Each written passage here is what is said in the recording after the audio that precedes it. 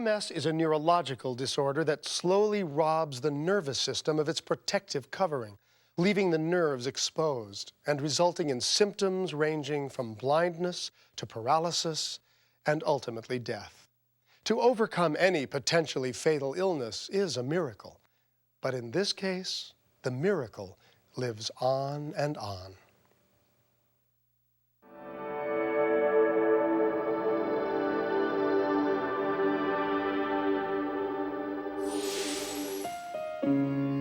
In 1967, Pat Fallon was a happy, active teenager when she began experiencing some strange physical symptoms. I was probably 16 when I first noticed little things. It's like I couldn't sleep, and when I slept, I didn't want to get up. I was real tired. I got a lot of tingling, but I didn't relate it to a major problem. It wasn't until after she graduated from high school and fell in love and married Ray Wagner that Pat's symptoms became more troubling. It started during the pregnancy of her first child.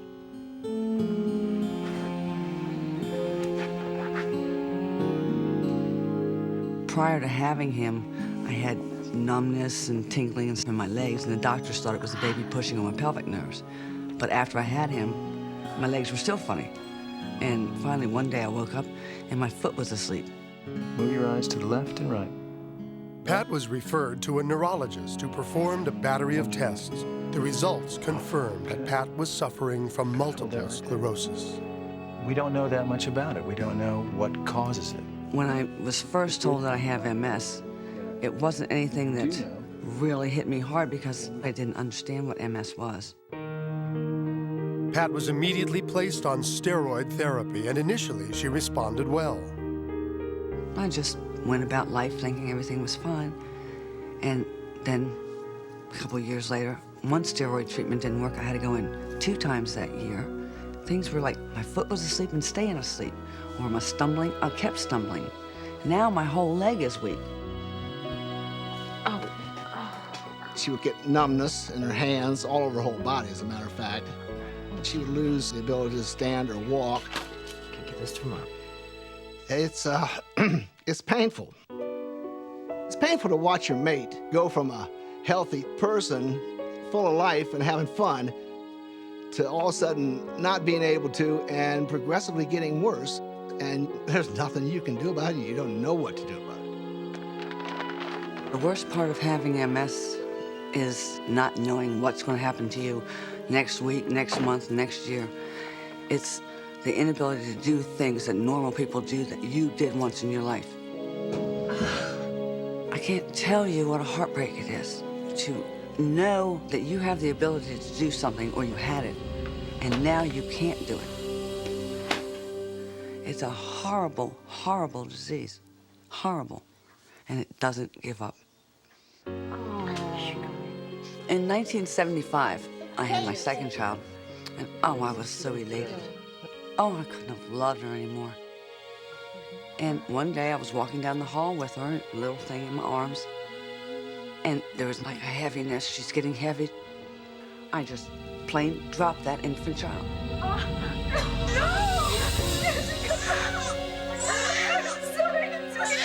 I cried. Oh, I cried so hard. Because this MS had me. It had control of my life. And I didn't like it. Like it or not, Pat's disease continued to progress until years later she was completely wheelchair-bound.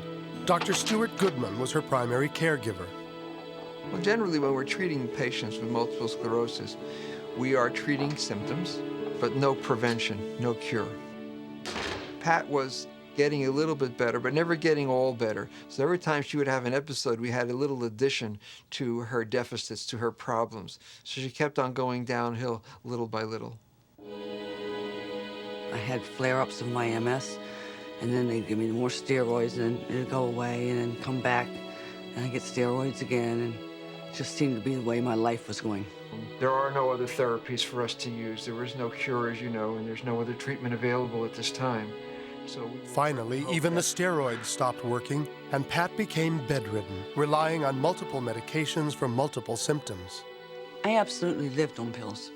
I would probably say my daily oral intake was more pills than food.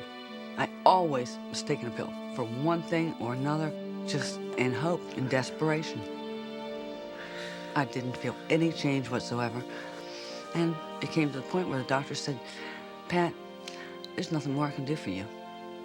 I want you to go home, be happy for the good times you've had, and kind of get your affairs in order. Push me over that way. It makes you feel very bad when you see your mate get down to the point where they can't do simple things. They can't sometimes feed themselves. Let's try another little bite. I tried not to let my emotions show a whole lot. A lot of times I went in the room and cried by myself, just because I didn't want her to see. Yeah. But I know that there was plenty of times that she cried by herself, too. All right, honey, I'm gonna finish getting ready, and I'll say goodbye before I leave. You can't feel anybody's emotion. You can't feel anybody's love for you because you can't feel their arms around you. You can't feel them touch your face when they want to kiss you. My MS was not letting up where it did before. It wasn't letting up. I felt like this is the end. This is the end. I know it's coming. I can't live like this. While Pat remained in bed waiting to die, other forces were being set into motion. And then, in 1992, she received a call that would change her life forever. Hello? Hi, Mom. Pat's mother had heard of a beekeeper who was using bee venom to treat his wife's arthritis.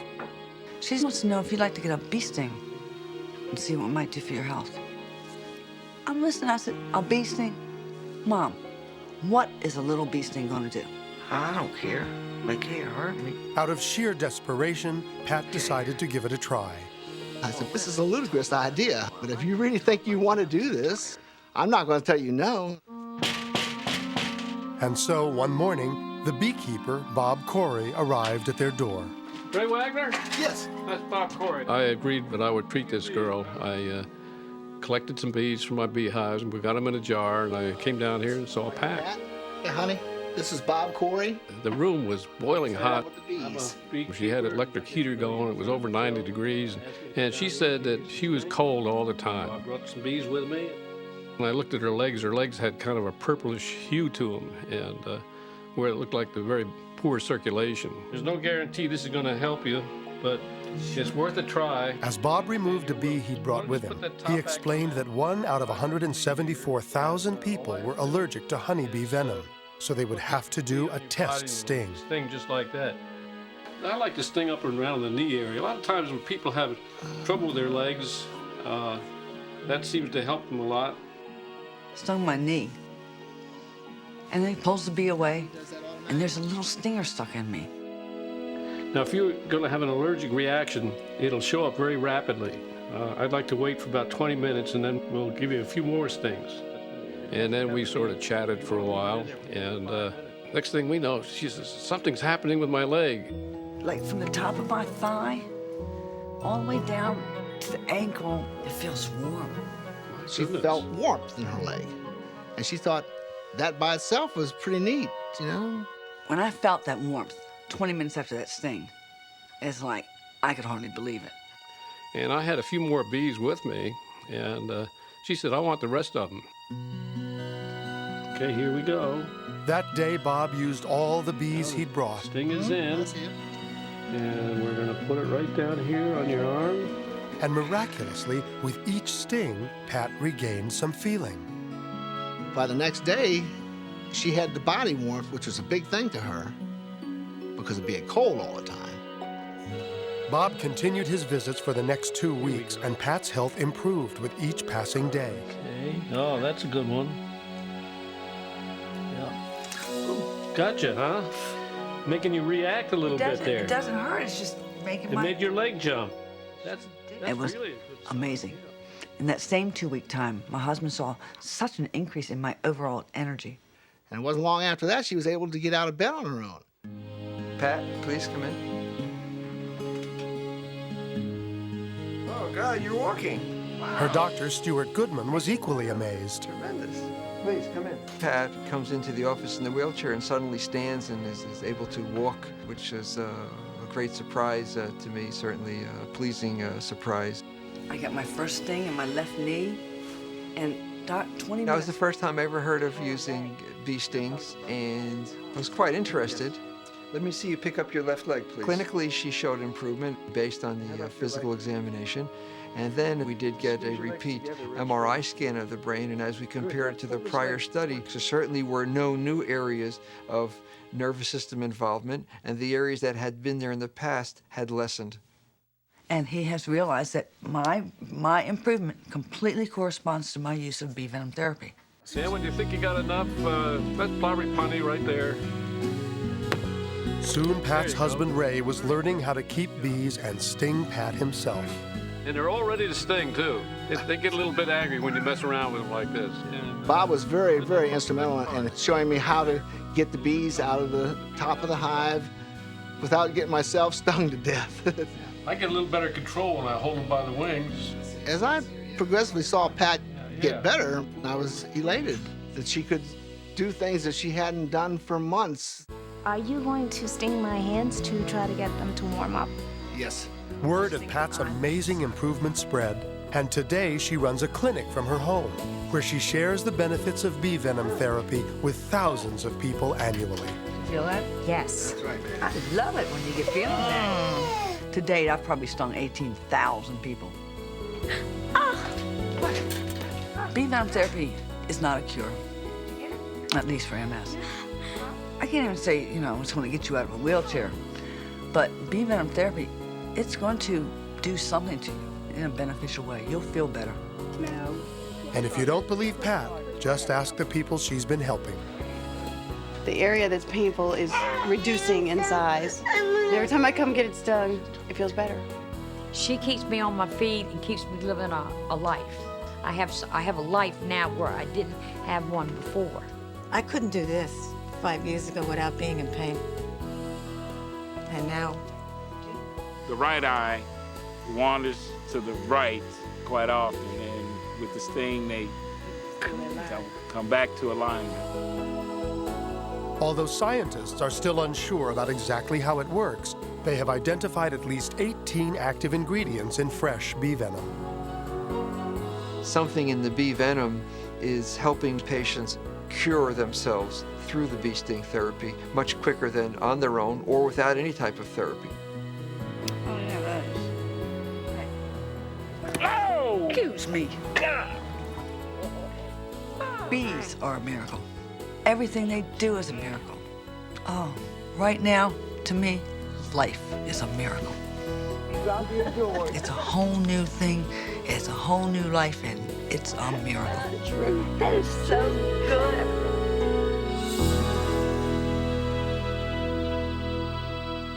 If you or someone you know could benefit from bee therapy, you may want to grab a pencil and paper because we're about to get some specific information from Pat on how you can get involved. She and her husband, Ray, join us now from their home in Waldorf, Maryland. Hi there. How are you both doing today? Hey, Richard, we're doing fine. Richard, How it's about a you? wonderful day. I'm glad to hear that. You both look well. How are you feeling, Pat? Feeling real good. Real good, thank you. If she's feeling good, I'm feeling real good. Well, it's wonderful to see the smiles on your faces, especially after watching the long and difficult road you've traveled.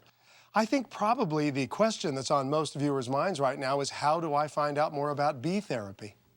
Well, they can contact me. They can get my book that will explain to them how to do this bee stings and where to do the bee stings and what vitamins that are beneficial. They can contact the American Apitherapy Society. There's a lot of places out there. You go to the internet, you'll find a lot out there. It's out there. This is something to be reckoned with. And how can the viewers reach you? I have a website, and please visit it. It's www.olg.com/beelady. That's me. Well, it's a pleasure to meet you both, and thank you for sharing your miracle with us. Thanks for having us, Richard. We surely did. We enjoyed it thoroughly. And be well. Yes, definitely be well.